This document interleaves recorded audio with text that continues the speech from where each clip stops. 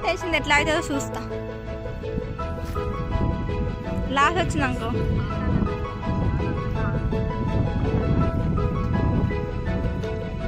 మంచిగా వండింది అనుకో నీకు ₹1,00,000 ఇస్తాను. సరేనా?